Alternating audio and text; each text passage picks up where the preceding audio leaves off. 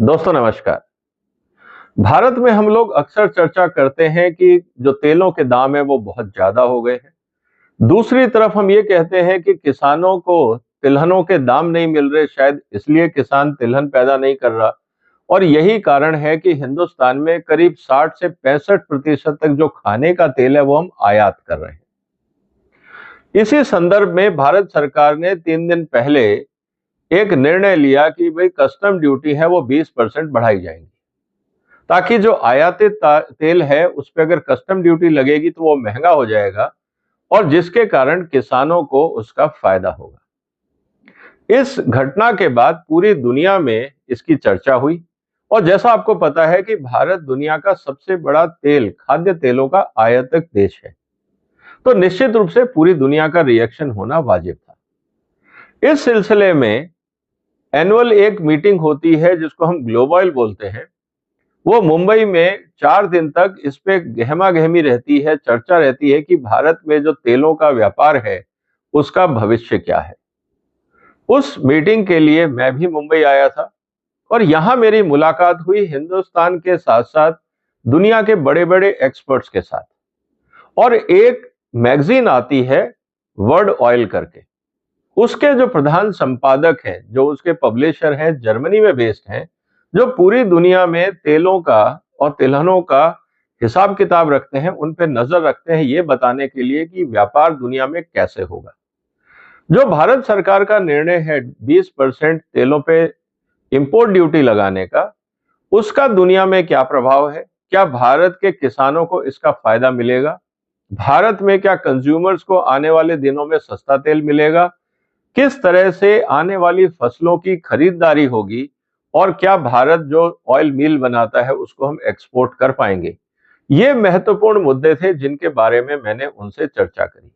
उनका मैंने इंटरव्यू लिया ताकि आप लोग भी ये जान सकें कि दुनिया के जो सबसे बड़े एक्सपर्ट्स हैं वो भारत की जो ऑयल इकोनॉमी है, खासकर जो एडिबल ऑयल इकोनॉमी है, उसके बारे में क्या सोचते हैं और उनके जो विचार हैं वो मैं आपके सामने, जो मेरी चर्चा हुई है, ऑब्वियसली वो इंग्लिश में है क्योंकि उनको हिंदी नहीं आती थी, इसीलिए वो पूरी चर्चा मैंने इस वीडियो के साथ आपके लिए प्रस्तुत करी है। जो लोग एडिबल ऑयल इंडस्ट्री में हैं उनको इसके बारे में सोचना चाहिए। तो वो जो मेरी चर्चा थी वो मैं आपके सामने प्रस्तुत कर रहा हूं। इस वीडियो को पूरा देखिएगा और खासकर जो लोग तेल से संबंधित हैं, खाद्यान्नों से, ऑयल इंडस्ट्री से या पॉलिसी मेकिंग में, जो चाहते हैं कि कंज्यूमर्स को सस्ता तेल मिले, जो चाहते हैं कि किसानों को अच्छे दाम मिले, उन सबको इस इंटरव्यू को देखना चाहिए। तो पेशेंस रखिएगा और जो जानकारी आपके सामने रखी जा रही है वो अंतर्राष्ट्रीय जो एक्सपर्ट्स हैं वो भारत के बारे में क्या सोच रहे हैं और हमारी पॉलिसीज के बारे में क्या सोचते हैं। क्योंकि अक्सर जब हम अपनी पॉलिसीज के बारे में बात करते हैं तो लोगों को लगता है कि शायद हम किसी पॉलिटिकल पार्टी के फेवर में हैं या अगेंस्ट में हैं। हमारा मकसद है आप तक एक क्रिटिकल एनालिसिस, तथ्यों के आधार पे आप तक पहुंचाना, ना कि किसी पार्टी या नेता की साइड लेना। तो ये ध्यान रखिएगा और इस इंटरव्यू को सुनिएगा। मुझे लगता है कि आपको जरूर फायदा होगा इस एडिबल ऑयल सीड इकोनॉमी को समझने के लिए। जी शुरू करते हैं इस इंटरव्यू को।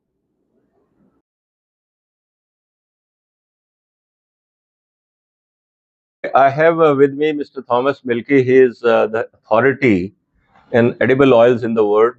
World Oil, the magazine, which is edited by him, which captures all the developments in the world market related to edible oil. So today we are honored to have him. We are here in Global Mumbai. So I thought that recent decisions which government of India has taken by increasing the custom duty by 20% odd on different oils, how it is going to impact India's edible oil economy, what are the possible implications, good, bad, ugly, whatever it is. Let's have a discussion with Mr. Thomas Mielke. Sir, you are welcome, and welcome to India. And today we are just discussing, because this is a very important topic debated both in media, in public, in policy making, and also in industry. At outset, what is your first reaction with the recent government of India decision on increasing the customs duty? Let me Thank you for the invitation to Honored. give my opinion. Let me first say that I am visiting India quite regularly, 1 or 2 times a year now, already since the, believe it or not, since the mid-70s. So I had the pleasure of learning and experiencing how India developed over the past 40, if not 50 years. And I can only say that I'm impressed about the remarkable improvements you have made here in India. Very challenging country from my point of view, very challenging issues, particularly when it comes to agriculture and profitability and how to raise profitability in the country. So coming back to your question, the government, surprisingly, I would say, many traders, many market participants outside India and probably even inside India were surprised that the government took the step of raising the import taxes by 20 percentage points after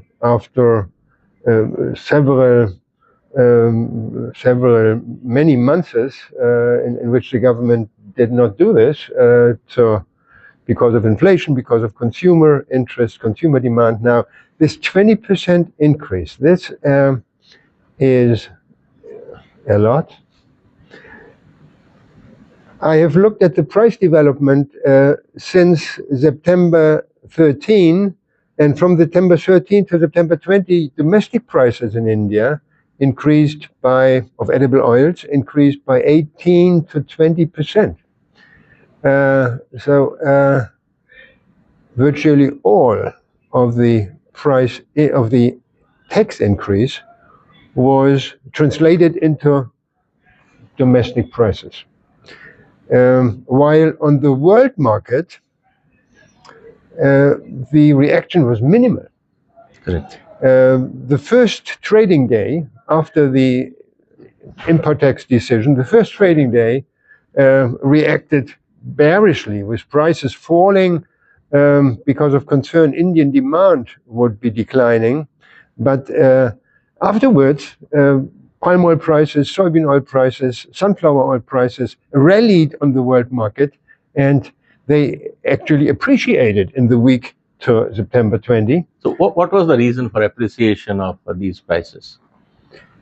The reason was several reasons. The major reason is that the global outlook, the global production outlook, production demand outlook is rather tight.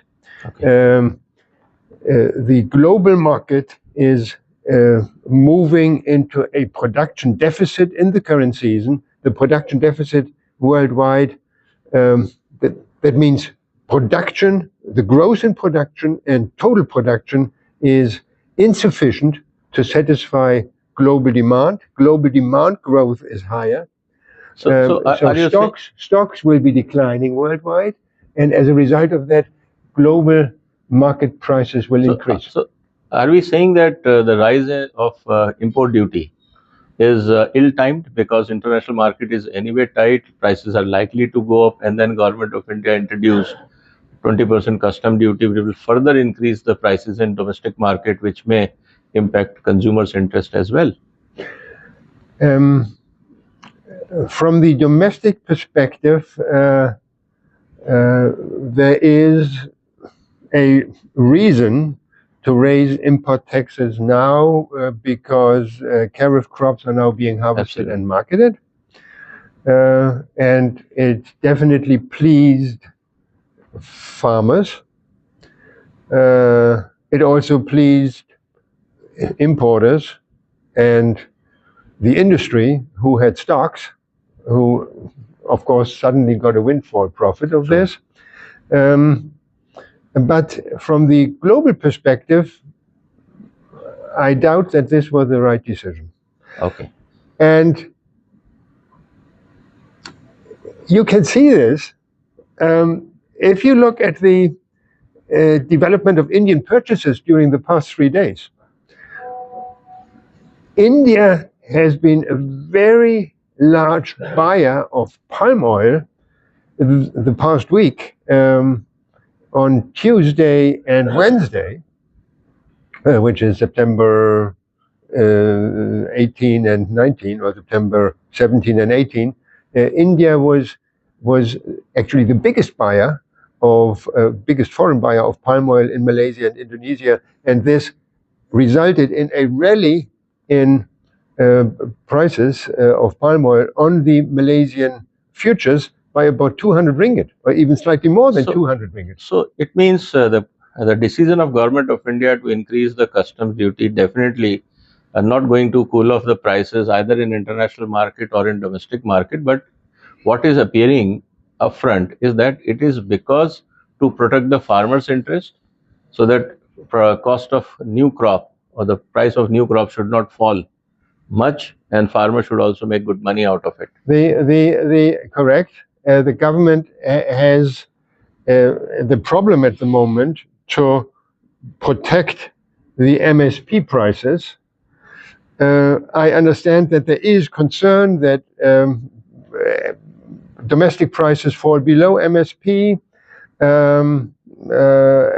making it difficult, creating a difficult situation. How can the government protect MSP by buying new crop soybeans, other crops, or by raising domestic prices by raising import taxes? Now, this is a problematic situation because the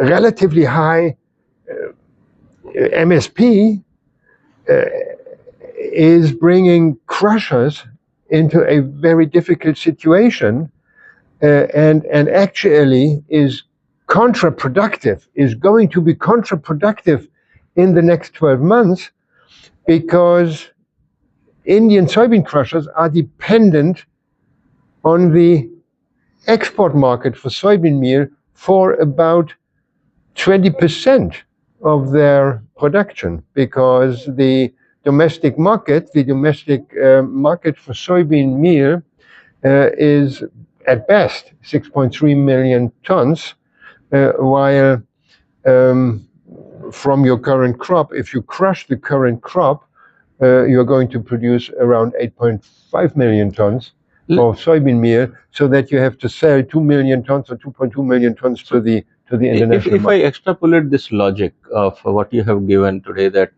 MSP is rising, which is likely to hurt the exports of soya meal. Now, in India, because of various factors, economic and political reasons, we increase MSP virtually every year by 3, 4, 5%, depending upon the situation. With this rising trend of MSP every year, what do you see that will it help India to become self-sufficient in edible oil? Because that is one of the perception created, that when you incentivize the farmer, they grow more, and when you grow more, you will become self-sufficient.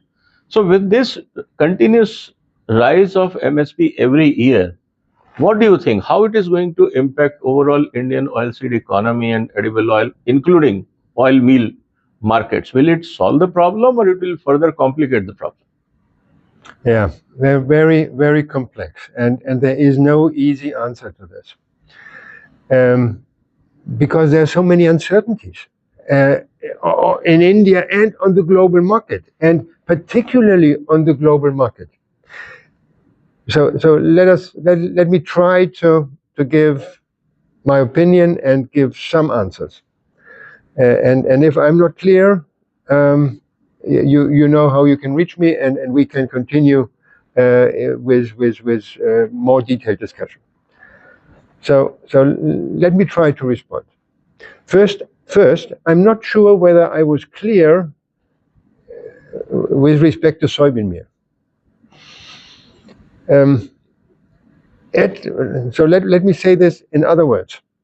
At the moment, the soybean crusher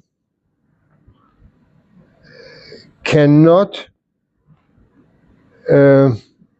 crush soybeans independent of the global price level.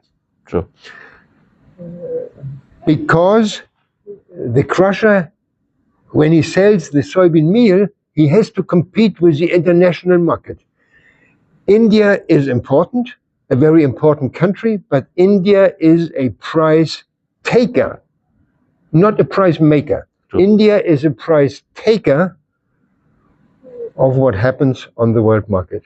And the music, the direction is dictated by the big elephants in the room here, and the big elephants are the production and export supply in Argentina, in Brazil, and the US, which all together contribute more than 85 or even 90% of world exports of soybean meal. True. So India is a price taker, and you can't do anything about it independent what you do domestically.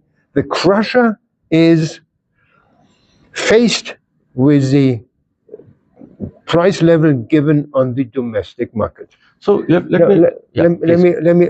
me continue this. Please. Let me continue this. So I don't want to lose you here. Which means for the next 12 months, for the next 12 months, the price level on the world market is the price outlook for soybean meal is very bearish. We assume that soybean meal prices will probably decline by 10 to 20%, probably more from current levels within the next couple of months. This is bad news for India. The other countries, all the other countries, Argentina, Brazil, US, they can cope with this because in these countries, the soybean price is elastic. The soybean prices are likely to decline because we have an oversupply in soybeans. In India, soybean prices cannot decline because they are fixed with MSP. And if the government protects the MSP by procuring 1 million, 2 million tons of soybeans, it can support the domestic price while the international price is declining, and the crush margin of the soybean crushers in South America and the US, of course, will be influenced and will be positive because soybean prices decline there, so they offer the meal at a lower price.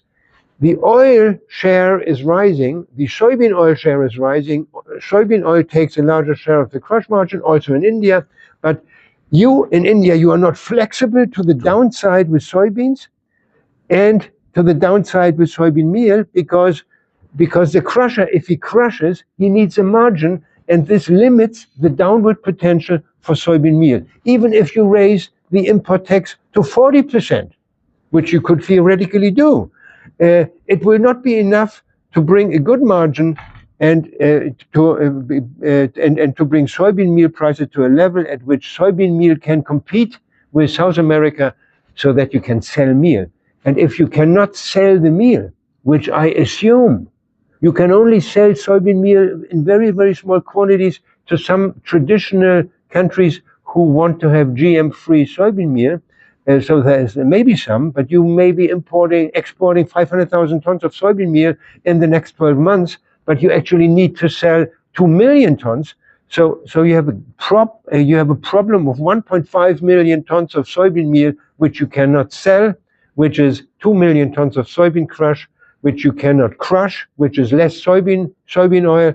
And as a result of this, your soybean carry-out stock at the end of this season may be close to 2 million or more than 2 million tons. And you create an even bigger problem for the soybean balance next season. How do you want to keep soybean farmers producing soybeans if you have a carry out of 2 million tons? And then you have another crop coming, and you have the same problem of a high MSP. And if there is no shortage, if there is no drought in South America or US, and no shortage in soybeans on the world market, you are in a bad situation. You can only benefit if there is a shortage of soybeans on the world market. This was the case in 2022 and 2023. We had a shortage on the world market. We had a severe drought.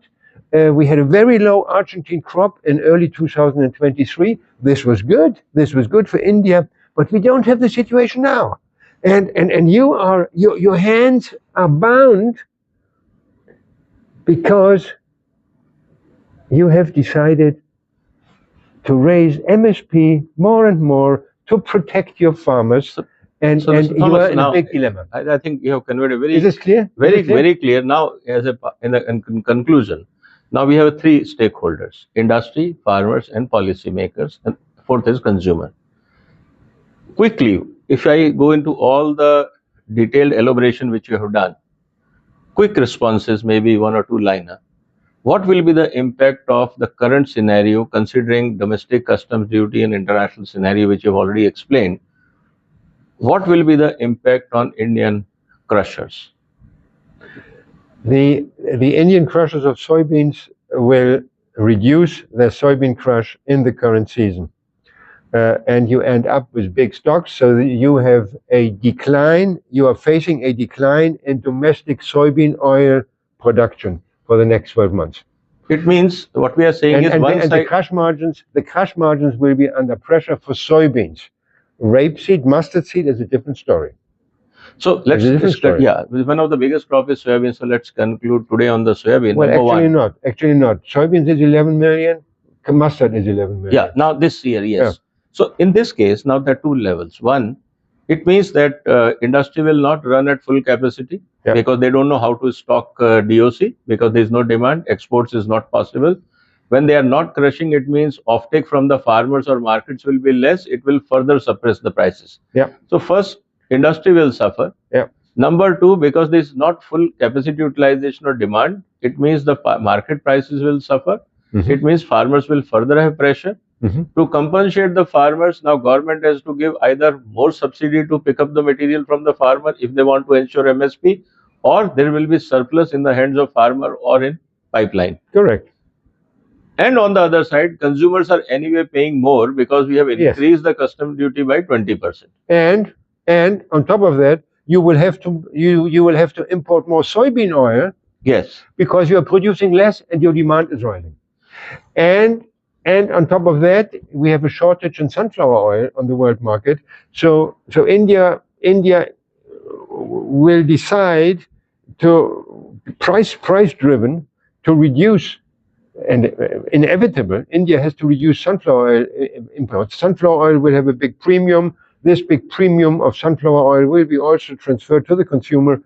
More soybean oil imports, more palm oil imports, adding to the tightness in the world market and contributing to higher world market prices being pushed over to the consumer here in India. The government has to pay more for securing the crops. Of course, the government could further raise import taxes to 30% or 35% to get more income, to be able to buy the crops, but this does not help.